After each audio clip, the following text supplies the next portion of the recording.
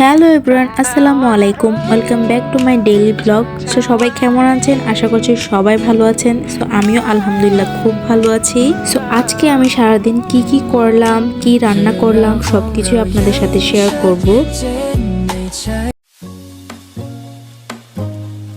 আপনারা তো তাই দেখতে পেলেন।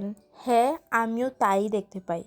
যখনই আমি ঘুম থেকে উঠি, আমি চোখ খুলে আমি এইগুলোই দেখতে পাই। অন্যরা ঘুম থেকে উঠে কি সুন্দর ভিডিও ফুটেজ নেয়, বাট আমার ওই সময়টুকু নেই। অন্যরা কি সুন্দর সকালে উঠে রুটি বানায়, ব্রেকফাস্ট করে, চা খায় বা কফি খায়, বাট আমি ঘুম থেকে উঠে আমার রান্নাঘরে চলে আসি। আর সবার আগে ঘুম থেকে উঠে রান্নাঘরে আসার একটাই কারণ, আমার যে বাচ্চা ছেলেটা আছে সেই ছেলের জন্য খাবার বানানো। কারণ এত বড় একটা রাত যায়, সেই সারা রাত ঘুমায়, আর তার রাত্রে খাওয়াটা হয় প্রায় 10টার দিকে।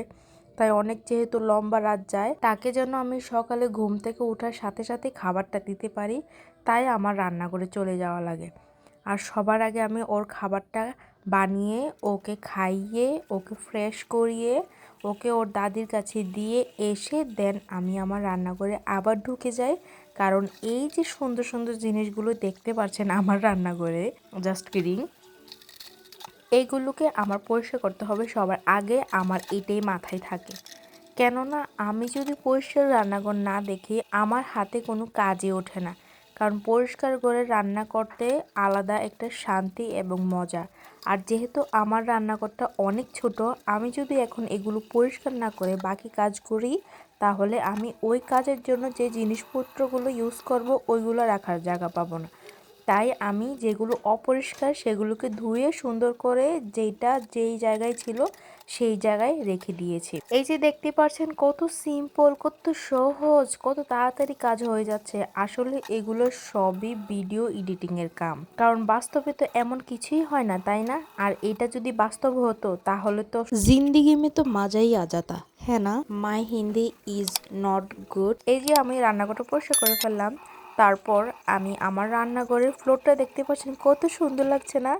এইটা কি একটা মানুষের রান্নাঘরের ফ্লোর হতে পারে বলুন? সো আমি এটাকেও পরিষ্কার করে ফেললাম। দেন আমি একটা শুকনো কাপড় এনে, মানে সেটা হচ্ছে আমারই জামা ছিল, আমি শুকনো কাপড় দিয়ে আবার মুছে ফেললাম। এখন দেখুন রান্নাঘরটা আসলে সুন্দর লাগছে না? হ্যাঁ, এবার আসলে সুন্দর লাগছে। আচ্ছা যাই হোক, এই যে আমার রান্নাঘরের গ্রিল দেখতে পাচ্ছেন, এইগুলোকে নিয়ে প্লিজ কেউ কমেন্ট করবেন না। 6 বছর যাবত আমি এগুলোকে ক্লিন করি না, যেহেতু সময় চলে যায়। কারণ এখন যেহেতু শীতকাল, দিনের কোনো মিল পাওয়া যায় না, আর সময় তো দৌড়াতেই থাকে।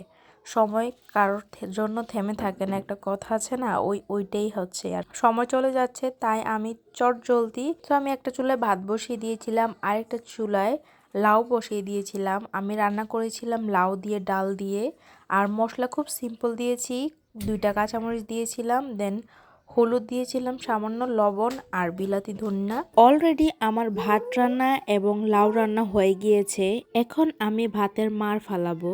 আর আমরা কিন্তু কুমিল্লা ভাষায় মার ফেলবো বলি না, আমরা বলি ভাতের মার গালবো। সো এটা আমার ভাষা, মানে আমি যেটা শব্দ ছোট থেকে শুনে এসেছি সেটাই বলছি। আপনারা কোন জেলা থেকে আমার ভিডিওটা দেখছেন অবশ্যই কমেন্টে জানাবেন, এবং আপনাদের ভাষায় এটাকে কি বলে অবশ্যই কমেন্টে জানাবেন। এদিকে আমার লাউটাও সিদ্ধ হয়ে গিয়েছে এবং সুন্দরভাবে রান্না হয়েছে। কেন জানি ভিডিওতে ফ্যাকাশে লাগছে, কিন্তু সরাসরি লাউয়ের কালারটা অনেক সুন্দর এসেছে। লাউ অনেকভাবে রান্না করা যায়, কিন্তু আজকে আমি হাতে মেখেই রান্না বসিয়ে দিয়েছিলাম, কারণ আজকে সময়টা খুবই শর্ট ছিল। তারপর আমি অনেক দিন ধরেই টমেটোর খাট্টা খাবো বলছিলাম, তো আমি আজকে যেহেতু টমেটো এনেছে, আমি টমেটোর খাট্টা বসাবো। এখানে আমি একটা টমেটোকে 4 পিস করে তারপর পরিমাণ মতো পানি দিয়েছি, সামান্য হলুদ, সামান্য মরিচের গুঁড়ো, তারপর লবণ দিয়ে বসিয়ে দিলাম চুলায়। এটা হতে হতে আরেক পাশে আমি ফুলকপি কেটে নিচ্ছি। ফুলকপি কিন্তু আমার খুবই ভালো লাগে, ডিম দিয়ে ভাজি খেতেও ভালো লাগে। দেন ফুলকপি দিয়ে টমেটো, আলু ওইটাও আমার পছন্দ। আর আজকে আমি টমেটো দিয়ে আলু ফুলকপি এটাই রান্না করছি। আর ফুলকপি আমার একটু ভয়ও লাগে, যেহেতু এখন সিজনের প্রথম তাই ফুলকপিতে পোকা নেই। যখন ফুলকপিতে পোকা হয় তখন আমার খুব ভয় লাগে, তখন আমি ফুলকপি আনিও না, খাইও না। এখন যেহেতু ফুলকপিতে পোকা নেই, এখন আমি ফুলকপি আনছি এবং খাচ্ছি। ভাজি করেও খাই প্রায় সময়, আবার প্রায় সময় এরকম রান্না করেও খাই। আর আজকের রান্নাটা মাছ ছাড়াই হচ্ছে, তারপরেও খুব মজা হয়েছিল। তারপরে ফুলকপির ফুটেজটা আমি আর নিতে পারি নাই, কারণ অনেক সময় চলে যাচ্ছিল। আর আগে বলেছিলাম আমার রান্নাঘরটা খুব ছোট, আমার ভিডিও স্ট্যান্ডটা যেহেতু রাখি, আমি ওই স্ট্যান্ডটা রাখার পরে আর হাঁটা চলার জায়গা পাই না। তারপর সময়ও অনেক দৌড়াচ্ছিল, খাবারের সময়টা চলে যাচ্ছিল, তাই আমি ভিডিও অফ করে স্ট্যান্ড এক জায়গায় রেখে তাড়াহুড়ো করে রান্না করে ফেলি। আমাদের কাছে বেগুন হচ্ছিল, প্রতিদিন একটা দুটো এরকম করে আনি। আর আজকে দেখলাম যে ফ্রিজে অনেকগুলো বেগুন জমেছে, আর সবগুলোই কিন্তু আমাদের গাছের। আর মাশাআল্লাহ একটা গাছে এই সবগুলো বেগুন হয়েছে, সেগুলোর আমি ফুটেজ নিতে পারিনি। আর ওই বেগুন দিয়ে আমরা ভর্তা খেয়েছিলাম, আর ভর্তাটা খুব মজা হয়েছিল, অসাধারণ ছিল ভর্তাটা। সো আরেকদিন আপনাদের সাথে রেসিপি শেয়ার করব। আর রেসিপি চান কিনা অবশ্যই কমেন্টে জানাবেন। এই পর্যন্ত কারা আমার সাথে আছেন অবশ্যই কমেন্টে জানান। আর যারা এ পর্যন্ত আমার সাথে আছেন তাদেরকে অসংখ্য ভালোবাসা। আর যারা আমার চ্যানেলে নতুন অবশ্যই আমার চ্যানেলটাকে সাবস্ক্রাইব করে দিবেন আর বেল আইকনটাকে প্রেস করে দিবেন, যেন আমার ভিডিও ছাড়ার সাথে সাথে আপনার মোবাইলের নোটিফিকেশন চলে যায়।